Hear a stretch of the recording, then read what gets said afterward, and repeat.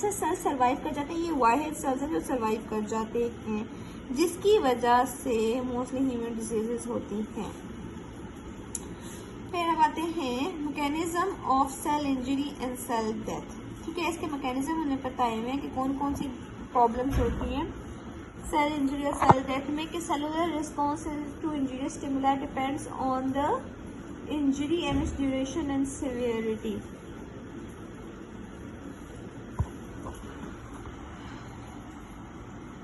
ठीक है, अब जो सेलुलर रिस्पॉन्स के एक इंजूरियस स्टिमुला है वो उसके डिपेंड कर रहा होता है कि वो कितनी देर तक स्टिमुला एक सेल को मिलता रहा है। ठीक है, कितनी देर तक मिलता रहा है और उसकी सेवेरिटी क्या है। कुछ टॉक्सिन स्मॉलर अमाउंट में मिलते हैं पर वो इतने सीवियर होते हैं कि वो सेल डेथ करवा देते हैं, और कुछ टॉक्सिन जो है ना वो ज़्यादा देर तक मतलब इतने कम पोटेंट होते हैं। ठीक है, लेकिन ज़्यादा देर तक मिलने से भी जो है वो ख़त्म करवा देते हैं, सेल डेथ कॉज करवा देते हैं। ठीक है, ये हो गया।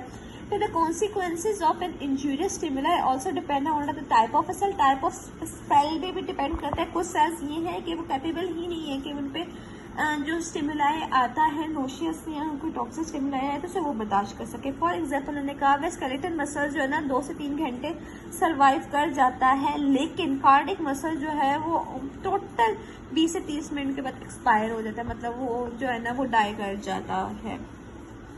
ये क्या है, for instance when expose to same individual, ये देख लेना इसके एग्जाम्पल पे। तीसरा पॉइंट ये है कि cell injury usually result from the functional biochemical abnormalities in one or more essential cell components. अब देखो कि सेलुलर इंजरी कब होती है कि जब जो फंक्शनल और बायोकेमिकल एबनॉर्मलिटीज जो है ना वो सेलुलर कंपोनेंट के एक या उससे ज़्यादा सेलुलर कंपोनेंट में वो प्रॉब्लम हो। फॉर एग्जाम्पल अब उन्होंने हाइपोक्सिया इस्कीमिया के बारे में बताया कि देखो अब जब हाइपोक्सिया होता है, ठीक है, सिर्फ ऑक्सीजन नहीं आ रही ना, न्यूट्रिएंट्स वगैरह, लेकिन जैसे ब्लड तेज होगा तो उनको ऑक्सीजन वगैरह मिलने लग जाएगी और जिसका जो सेल डेब्रिस वगैरह है वो जो है हम लोग लेके बाहर ब्लड के थ्रू जाया जा सकता है। लेकिन अगर हम बात करें इसी के, ठीक है, इसी में हमने बताया हुआ है, लेकिन अगर हम लोग बात करें,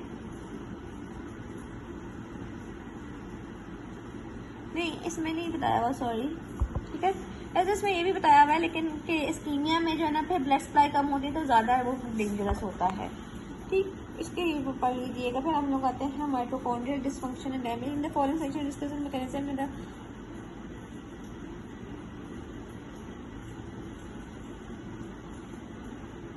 ठीक है। अब अगर देखो ओवरलैपिंग हो जाती है, एक ऑर्गेनेली डैमेज हो रहा है, दो ऑर्गेनेली डैमेज हो रहे हैं, 3 ऑर्गेनेली डैमेज हो रहे हैं, जिसकी वजह से ज़्यादा प्रॉब्लम्स आ जाती हैं और सेल डेथ में ज़्यादा पास हो जाते हैं। फिर माइटोकॉन्ड्रियल डिसफंक्शन और डैमेज की बात करते हैं। ठीक है, सबसे पहले ये आ गया उन्हें माइटोकॉन्ड्रिया के माइटोकॉन्ड्रिया देखो अगर नहीं हुआ, ये डैमेज हुआ तो एटीपी कम होगी। ठीक है, मतलब ये सेलुलर है कि एटीपी कम बनाते हैं, एटीपी कम होगी तो एनर्जी डिपेंडेंट फंक्शंस कम होंगे, एनर्जी डिपेंडेंट फंक्शंस कम होंगे तो अंदर का हमने ये पढ़ा था कि अंदर का जो वो होमोस्टेसिस है ना वो डिस्टर्ब हो जाएगी, इसके वजह से वाटर अंदर आने लग जाएगा, सेल स्वेल हो जाएगा। दूसरा हमने पढ़ा है रिएक्टिव ऑक्सीजन स्पीशीज इंक्रीज कर जाएंगी, जिसकी वजह से रिएक्टिव ऑक्सीजन स्पीशीज इंक्रीज करेंगी तो लिपिड प्रोटीन न्यूक्लिक एसिड को डैमेज होगा, सेल इंजरी होगी, नेक्रोसिस होगा। फिर और हमने पढ़ा है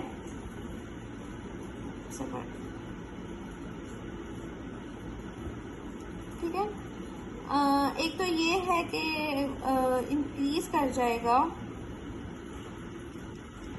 ठीक, ऑक्सीडेटिव फॉस्फोराइलेशन ही एटीपी का ये हो गया। दूसरा हमने देखा है कि जब एनारोबिक रेस्पिरेशन जो है ना वो इंक्रीज कर जाएगी, जिसकी वजह से लैक्टिक एसिड इंक्रीज कर जाएगा, लैक्टिक एसिड इंक्रीज कर जाएगा तो देखो इंट्रासेलुलर पीएच इंक्रीज कर जाएगी और जिसकी वजह से जो है वो मैनिसेलुलर एंजाइम की एक्टिविटी डिक्रीज कर जाएगी।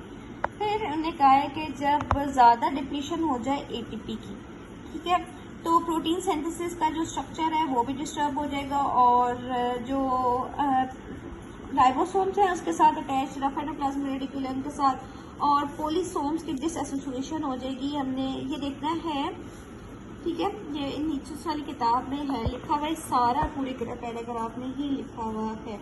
और जब इरिवर्सिबल माइटोकॉन्ड्रिया को इरिवर्सिबल डैमेज आए माइटोकॉन्ड्रिया को तो जाहिर सी बात है सेल इंजरी होना ही होना होता है।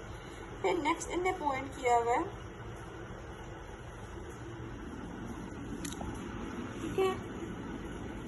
All the necrosis is the principal form of cell death cause by hypoxia. Hypoxia से नेक्रोसिस होती है, ये याद रखना। जो मोस्टली हाइपोक्सिया से जो है ना वो नेक्रोसिस का कल्प्रिट है। फिर इसने कहा है apoptosis by the mitochondrial pathway is also thought to contribute. फिर एबनॉर्मल ऑक्सीडेटिव फॉस्फोराइलेशन के हमने कहा है कि जब एबनॉर्मल ऑक्सीडेटिव फॉस्फोराइलेशन होती है इसकी वजह से रिएक्टिव ऑक्सीजन स्पीशीज भी हमने देखा है वो बनती है, वो डैमेज करती हैं लिपिड प्रोटीन्स वगैरह इन सबको। अब माइटोकॉन्ड्रिया को जब डैमेज होता है जिसकी वजह से माइटोकॉन्ड्रियल मेम्ब्रेन में चैनल्स बन जाते हैं, ठीक है, डैमेज हुआ तो चैनल्स बन गए। अब ये क्या करवाते हैं कि ये माइटोकॉन्ड्रियल परमिएबिलिटी ट्रांजिशनल पोर कॉज करवा देते हैं। अब जब ये चैनल बनता है ना तो ऑक्सीडेटिव फॉस्फोराइलेशन की पीएच एक तो चेंज होती है, उसके बाद फर्दर जो है ना ऑक्सीडेटिव फॉस्फोराइलेशन में जो प्रॉब्लम्स आती हैं। फिर हमने देखा है कि माइटोकॉन्ड्रिया के इंटरमेम्ब्रेनस स्पेस में जो है ना साइटोक्रोम सी होता है जो कि साइटोप्लाज्म में रिलीज होता है और ये सेल को अलर्ट करता है और कहते हैं कि तुम एपोप्टोसिस को एक्टिवेट कर दो।